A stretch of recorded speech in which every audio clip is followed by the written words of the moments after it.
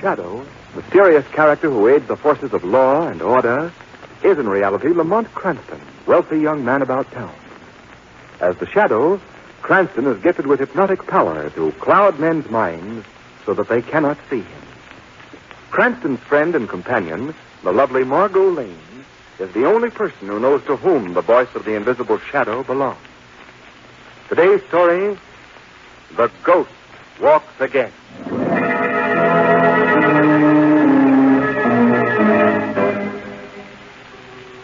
Night.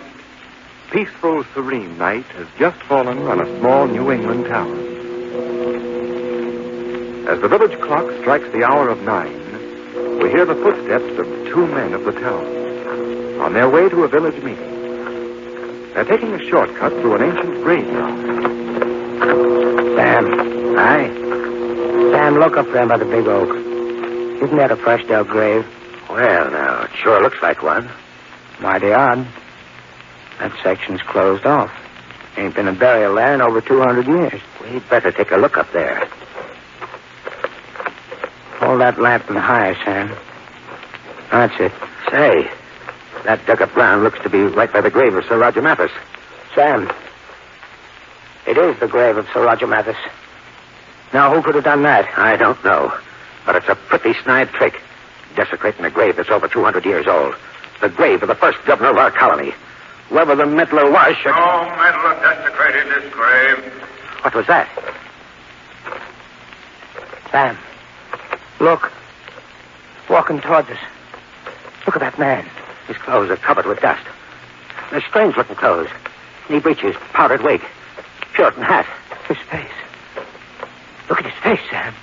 It's like a death mask. It looks like the pictures of Sir Roger. I am Sir Roger.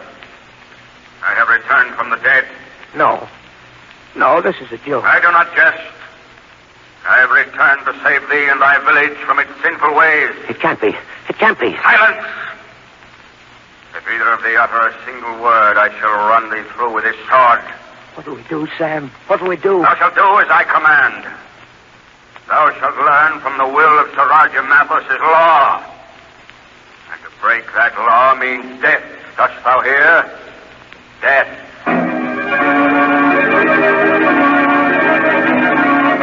Well, there's Stebbins. Let's hear what he has to say. Fellow selectmen, the issue that brings us here tonight has to do with this old meeting place. Now, as all of you know, this building was erected in 1712 by the first governor of this colony, Sir Roger Mathis. And as you also know, nothing has been disturbed within these walls since that day. The furniture, the paintings, even the ancient punishment stocks and torture presses, all are still here in their original places. Now, the issue that's been proposed by some members is that this hall, which has always been a private gathering place for the descendants of the first settlers of the village, be open to the public as a museum, and an admission price be charged. That proposition is an outrage. Please, Mr. Corson. It's an outrage, I say. Thou art violating the laws that were passed down to us by our founder, Sir Roger Mathis. Silas Crossman, you'll get a chance to talk later on. I should talk now. Someone go into the museum and fetch the original ruling, written in Sir Roger's own hand. You go in there, Harvey. Yes, sir. I shall read to thee his document. In it he states that only the families of the village... What is it, Harvey? In the press.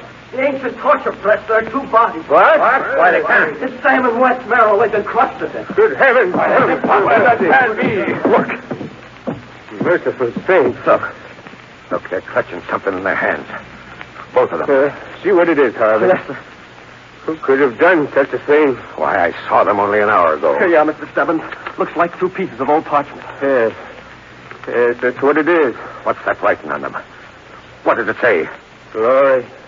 This can't be. Well, what is it? These are 2 ancient death warrants, signed by Sir Roger Mathis.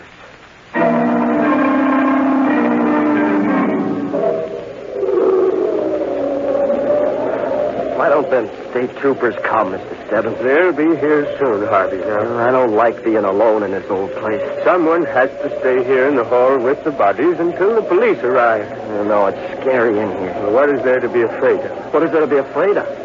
Tell me, who killed Sam and Wes? Why were they killed? Well, Harvey, I don't know. I know why. They were for opening this place against the original wishes of Sir Roger. Well, he had something to do with their death. I just got a feeling. Now, you stop talking nonsense. He was a stern old Puritan, Sir Roger was. I've read all about him, and them that disobeyed his wishes... Did you hear that? Yes. It was just the door. Listen. Footsteps coming into the hall. Now, see here, Harvey. If you're going to act Stebbins. like a fool... Look, Good heavens. the ancient clothes, the Puritan hat, and that face. Like a face from the grave. It's Sir Roger. Yes, it does look like it. He's coming towards us. I can't stand this. I'm getting out of here. Now, come back here, Harvey. Come back here. No, I'm going. Harvey, you shouldn't have done a fool thing like that. You have been left alone, John Stebbins. You can't frighten me. Who are you? I am the ghost of Sir Roger Mathis. Now, you keep away Thou from me. hast broken the laws that I've handed down to thee. Thou hast suggested opening this meeting hall to the public. And for that thou must pay for thy sins. No. Pay. Keep away. Pay, dost thou hear? No.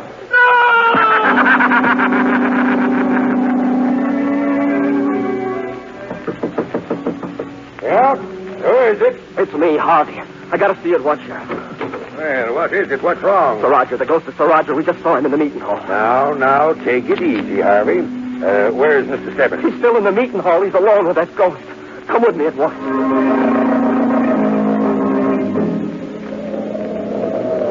Right in here, Sheriff. Hold that lantern steady, Harvey. I can't see a thing. Oh, where is Mr. Stebbins? What's happened to him? Now, I'm sure he's all right. Now, we'll just have a look around here. Harvey. Look there by the speaker's pulpit. It's Mr. Stebbins. His head and his arms locked in the ancient punishment stock. Yes. Stebbins. Mr. Stebbins. Look, his neck. It's twisted so strange. Mr. Stebbins is dead, Harvey. He's been strangled. Oh. Look there in his hand. He's clutching a piece of parchment. It's the same. The same as the others. Yes. Another death warrant. Signed by Sir Roger Mathis.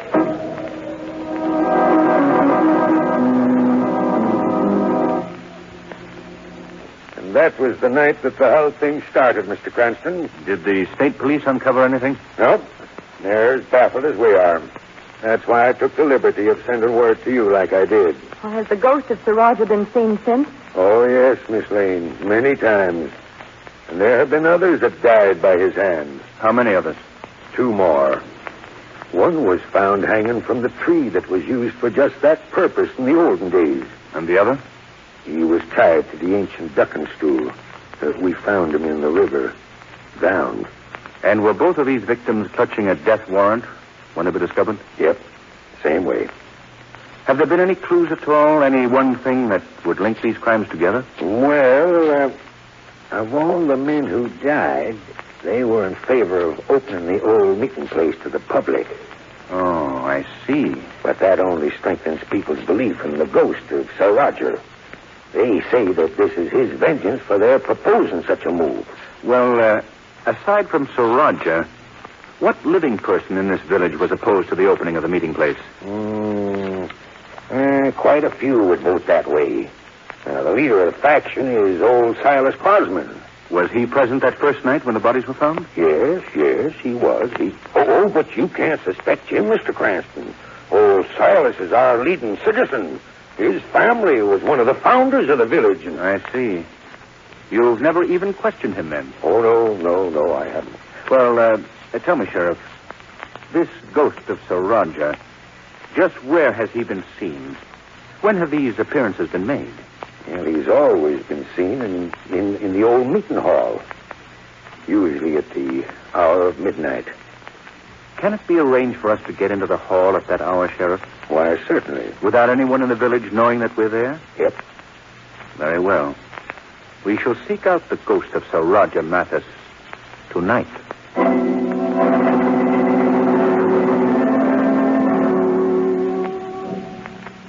Lamont, I don't think the ghost is going to appear. The evening isn't over yet, Margot. Not frightened, are you? No. No, of course not. I mean, well, not very. Listen. Midnight. The hour for the ghost to appear. I still don't think he's coming. Well, suppose we find that out right now. Saraja! If you can hear me, why don't you show yourself? No one answers. Give him time, Margot. Give him a chance to... Lamont, listen. Yeah, that did it. He heard me. He's coming. Where are those footsteps coming from? I can't tell yet. They seem to be somewhere overhead. Isn't there a small balcony just above us, Lamont? Yes. He seems to be right above us now. Give me that flashlight, Margot. Here you are. Is that you, Saraja? Who called to me? Speak up. Who summoned Saraja Mathis? It is Sir Roger. I warn thee, silence will bring destruction upon thee. Who called out my name? I did, Saraja. Where art thou? Right down here, below you.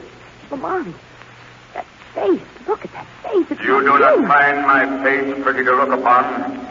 Why art thou here? We've heard a lot about you, Saraja. The fear that you've created in this village. We don't share that fear. That's why we're here. Fool! The fate of the others will be thy fate as well. We're chancing that. So come ahead. Bring your destruction to Mathis. I'm most curious to learn what your powers are. I select the time for my revenge. Oh, I see. Then you're not going to harm us tonight, is that it? Very well. If you will come to us, then we shall come to you. Stay where thou art. I warn thee. Come on, Margot. We're going up to meet Saraja right now. Hurry, Margot. Up these stairs. Right, Lamont. Well, Saraja. What? He's gone. But where did he go? I have chosen not to meet thee at this moment. Where's that voice coming from? Listen to me, both of you. He must have gone through a secret panel. Thou that dares defy the laws of Saraja Mathis, and by my sword, thou shalt die for it.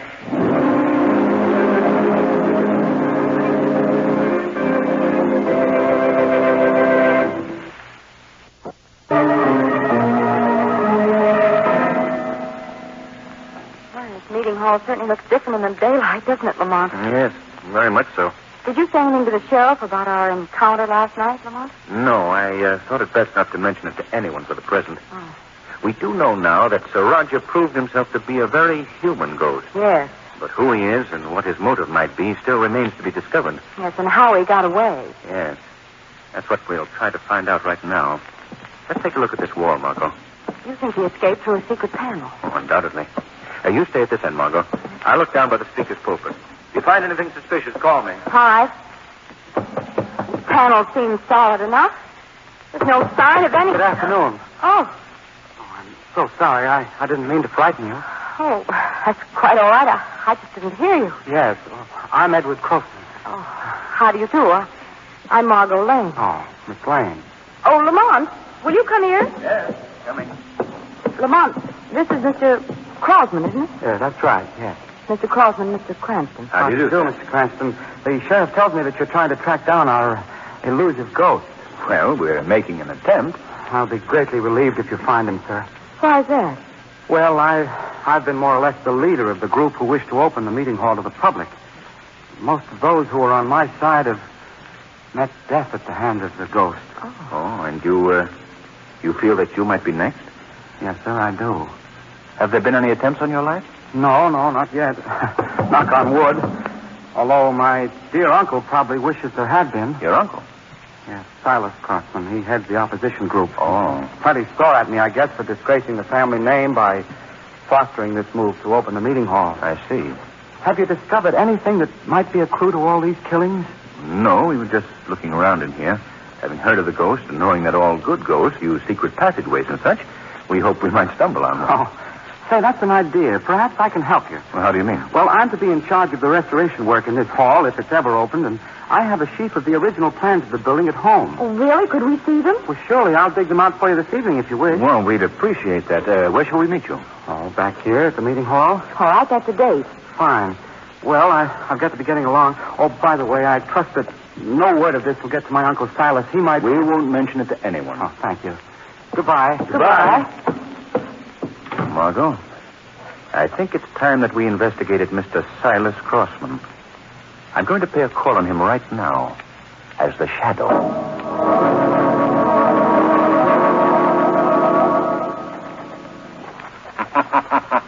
What was that? Sorry to interrupt your letter writing, Mr. Crossman. Who are you? Where does that voice come from? I am right beside you, Silas Crossman. Don't trouble yourself to look for me. No human eyes have ever seen me. What is thy name? I am called the Shadow. What brings thee into my house? I'm here in search of a ghost, Mr. Crossman. The ghost of Sir Roger Mathis. Why do you seek him here? Because I believe that you know all about him. I know no more than any of the others. Why are you opposed to the opening of the old meeting hall? Because that hall belongs only to those of the village. For hundreds of years it has always been that way. They shall not desecrate an ancient tradition. Do you realize that those are the same words that were used by the ghost of Sir Roger Mathis? I'm aware of that.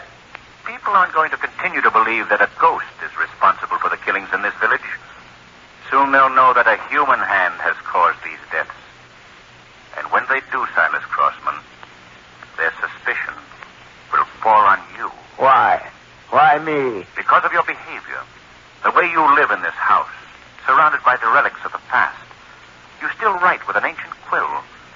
In your speech, you use the antiquated thee and thou, just as the ghost of Sir Roger does. That proves nothing. You're wrong, Mr. Crossman.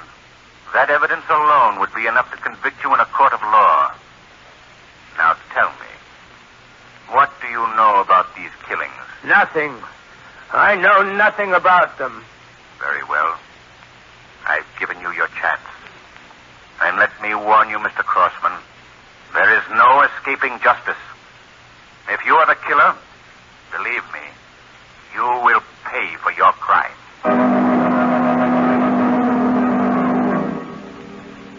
Lamont, do you think Mr. Crossman will keep his word? I believe so, Margot. I shouldn't like to spend many more nights in this eerie old hall. Well, if everything works out as I expected. Lamont, listen. You hear those footsteps? Yes. Can it be Sir Roger again? We'll soon find out. Hello there. Sorry, I'm late. Oh, it's you, Mr. Crossman. You gave us quite a scare. Oh, I'm sorry. That seems to be a habit with me, doesn't it? Did you bring the plans? Yes, sir. 2 copies of them. Here, you may take one of them. Well, thank you. I think we'd better go right to work. We can each start at one end of the wall, Miss Crossman. Oh, very well. What about me? Oh, if you don't mind staying with me, Miss Lane, I'd appreciate it. You see, my eyesight is rather poor, and in this dim light, I can hardly... all right. I'll go with you, Mr. Crossman. Thank you. Here are the plans, and here's my flashlight, Miss Lane. Thanks. Call out to me if you find anything. Yes, we will. We can start right here, Miss Lane. Now, do the plans indicate anything for this section?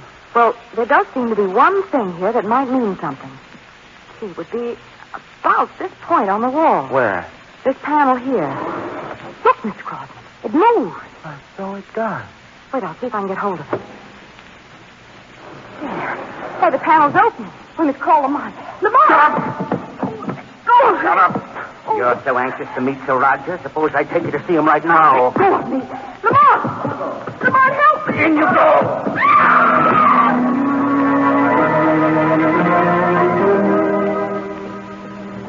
Where are we?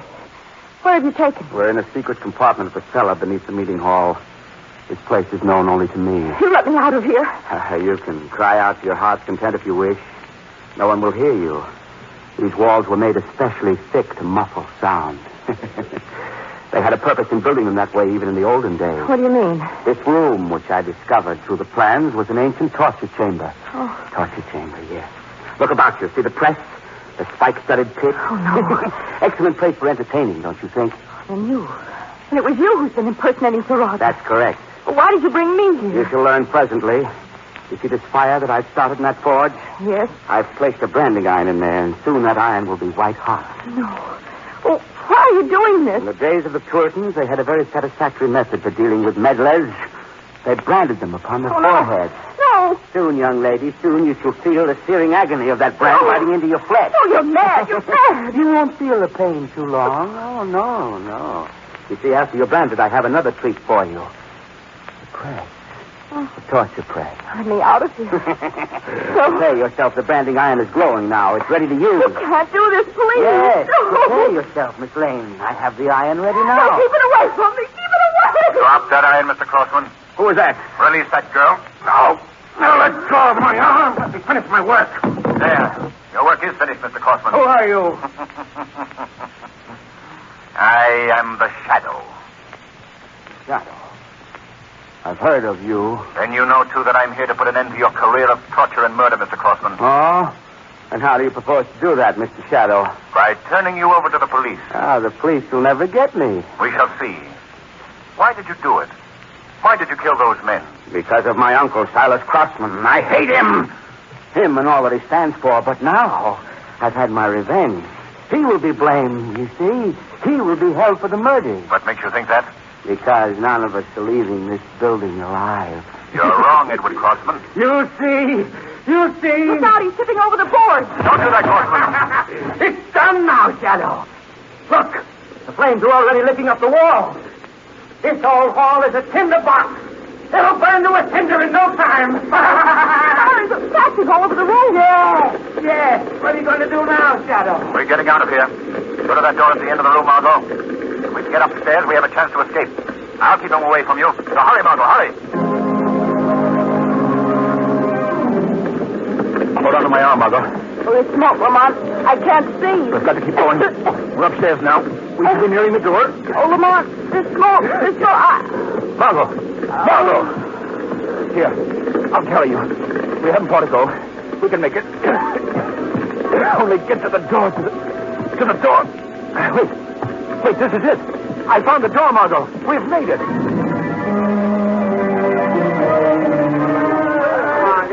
How do you feel, Margot? Better, thank you. Oh, good. Take a look at that building. It's a mass of flames. Yes, we got out just in time. Are you trying to Crossman? No, there's no hope for him now, I guess. He must be burnt. Look in the belfry of the meeting house. There's someone standing up there. Oh, Lamont, it's young Crossman. Yes, look at him. He's waving his arm. He's shouting something to the crowd. Lamont, he's going to jump. Turn your head, Margot.